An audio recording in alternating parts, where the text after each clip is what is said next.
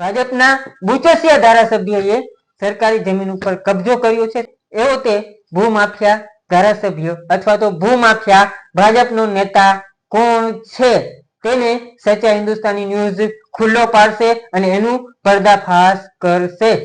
ધારાસભ્ય જયસુખભાઈ વલ્લભભાઈ કાકડિયા ઉર્ફે જય કાકડિયા અને તેમના પત્ની કોકિલાબેન જયસુખભાઈ કાકડિયા જે શ્રી સરકાર લાગેલ જમીનમાં હાલમાં તેનો ગેરકાયદેસર કબજો છે.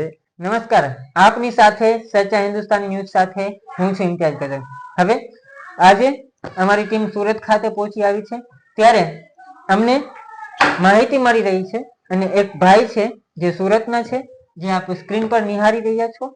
એ ભાઈ દ્વારા અમને કહેવામાં આવ્યું અને સતત અમને કહેવામાં આવતું હતું કે એક ભાજપના નેતા છે, એક ભાજપના ધારાસભ્ય છે, જે ભાજપના બુચસિયા ધારાસભ્યએ સરકારી જમીન ઉપર કબજો કર્યો છે તેવો એનો આક્ષેપ છે અને ભૂમાફિયા વેરા કર્યા છે ભાજપના નેતાએ. એ ધારાસભ્ય કોણ છે ભાજપનો, એવો તે કેવો ધારાસભ્ય કે આ ભાઈ છેલ્લા 10 વર્ષથી સતત લડાઈ લડતા રહ્યા છે. મામલતદાર, પ્રાંત કલેક્ટર થી કરીને મુખ્યમંત્રી અને પ્રધાનમંત્રી સુધી અરજીઓ કરી છે. સ્વાગત કાર્યક્રમોમાં પણ એને એપ્લિકેશનો કરી છે અને ભાગ લીધા છે. તેમ છતાં પણ હજુ સુધી કશું જ પરિણામ નથી આવ્યો. તો કેમ નથી આવ્યો તે સમગ્ર મુદ્દે આજે ચર્ચા કરવી છે, વાત કરવી છે અને એવો તે ભૂમાફિયા ધારાસભ્ય અથવા તો ભૂમાફિયા ભાજપનો નેતા કોણ છે તેને સચ્ચા હિન્દુસ્તાની ન્યૂઝ ખુલ્લો પાડશે અને એનું પર્દાફાશ કરશે. જી ભાઈ, સ્વાગત છે સચ્ચા હિન્દુસ્તાની ન્યૂઝમાં તમારું. શું નામ તમારું? પેલા તો પ્રફુલભાઈ કરશનભાઈ કાકડિયા. પ્રફુલભાઈ કરશનભાઈ કાકડિયા. કયું ગામ તમારું? સલાલા, અમરેલી જિલ્લો, ધારી તાલુકો. મૂળ ગામ ત્યાં? હા. હાલ ક્યાં રહ્યો છો? હાલ સુરતમાં રહેવાનું. ઓકે. તો શું મુદ્દો છે તમારો આજે જમીનનો? શ્રી સરકારની જમીનને તમારો આક્ષેપ છે કે ભાજપના નેતાએ દબાણ કરેલો છે. એ ભાજપનો નેતા કોણ છે અને કેવી રીતે દબાણ કરેલું છે? જમીન શું છે, કોની છે, કેવી રીતે છે? સમગ્ર માહિતી અમને જણાવો. ધારી બગસરા ખાંભા વિસ્તારના ધારાસભ્ય જયસુખભાઈ વલ્લભભાઈ કાકડિયા ઉર્ફે જય કાકડિયા અને તેમના પત્ની કોકિલાબેન જયસુખભાઈ કાકડિયા જે શ્રી સરકાર લાગેલ જમીનમાં હાલમાં તેનો ગેરકાયદેસર કબજો છે.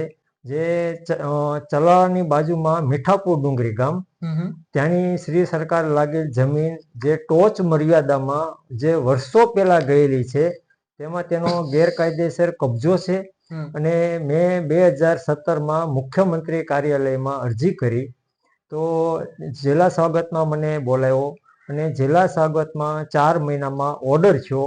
28/9/2017માં ઓર્ડર થયો કે 30 દિવસમાં પોલીસ પાર્ટી સાથે રાખી અને કબજો લઈ લેવાનો, સરકારને સંભાળી લેવાનો. તો 2017માં ધારાસભાની ચૂંટણી આવી તો આ લોકોએ સરકારે કબજો સંભાળ્યો નહીં. ત્યાર પછી અવારનવાર મેં લેખિતમાં અરજી કરી તો નંદલાલ નાનજી માંદળિયા જે જમીનના મૂળ ગણોતિયા, તો ત્યારે જય કાકડિયાએ તેને મળી અને હાઈકોર્ટમાં કેસ દાખલ કર્યો. તો ત્યારે હું જિલ્લા સ્વાગતમાં 24/8/2018માં બેઠો તો ત્યારે ઓર્ડર થયો કે ભાઈ આ કામમાં મનાઈ હુકમ ન મળ્યો હોય તો મામલતદારને સૂચના આપવામાં આવી કે દબાણ દૂર કરો અને કબજો લઈ લેવાનો સરકારને. તો ત્યાર પછી હાઈકોર્ટે દાવો કાઢી નાખ્યો નંદલાલ નાનજી માંદળિયાનો, એને મનાઈ મળ્યો નથી. હાઈકોર્ટે એવું જણાવ્યું કે 8 અઠવાડિયામાં તમે મામલતદાર સાહેબને કીધું તમે નિર્ણય લો, તો મામલતદાર સાહેબે કોઈ કાર્યવાહી કરી નથી. અને અવારનવાર મેં લેખિતમાં કલેક્ટર સાહેબમાં અરજી કરી, મુખ્યમંત્રી સાહેબમાં અરજી કરી, ગૃહમંત્રી સાહેબમાં અરજી કરેલી, પછી CR પાટીલમાં અરજી કરેલી, મુખ્ય સચિવમાં અરજી કરેલી. તો એ લોકોએ એવું જણાવ્યું કલેક્ટર સાહેબે 2021માં કે ભાઈ આ કબજો અમે મૂળ માલિક નાનજીભાઈ માંદળિયાની તરફેણમાં છોડી દીધો છે. 13/3/2022માં મેં અરજી કરી કે ભાઈ નંદલાલ નાનજી માંદળિયા હયાત છે, આ જમીન નંદલાલ નાનજી માંદળિયાને તેની માતા તરફથી મળેલી છે. તો મયતઝરના નાનજીભાઈ માંદળિયાની તરફેણમાં કલેક્ટર સાહેબે કબજો છોડ્યો, આવા ખોટા ગેરકાનૂન હુકમ કરી અને મયતઝરના ઉપર કબજો છોડવાનો તો જે હયાત છે એને કબજો મળવો જોઈએ.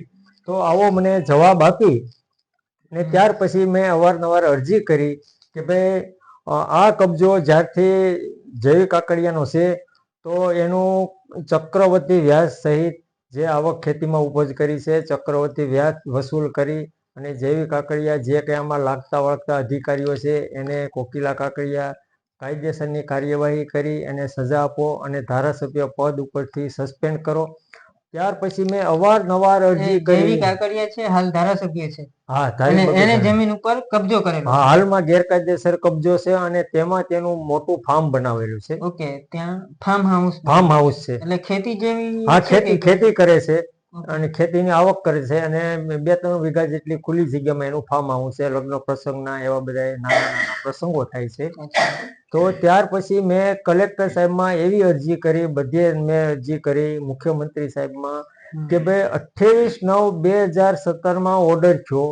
તો ત્યાર પછી જે અમરેલીના કલેક્ટર સાહેબ, ધારીના મામલતદાર સાહેબ, ધારીના પ્રાંત અધિકારી સાહેબ આવ્યા હોય, ગયા હોય, ફેરબદલી થઈ હોય, તમામને પદ ભ્રષ્ટ કરી અને સજા આપો અને ધારાસભ્યને પણ સજા આપો અને જે એનો જમીનમાં કબજો ગેરકાયદેસર ખેતી ઉપજ જે લીધી છે, આવક કરી છે, તેનું સરકાર ચક્રવૃદ્ધિ વ્યાજ વસૂલાત કરે. આ મારી માંગ છે. તો આજ દિન સુધી કોઈ કાર્યવાહી થઈ નથી.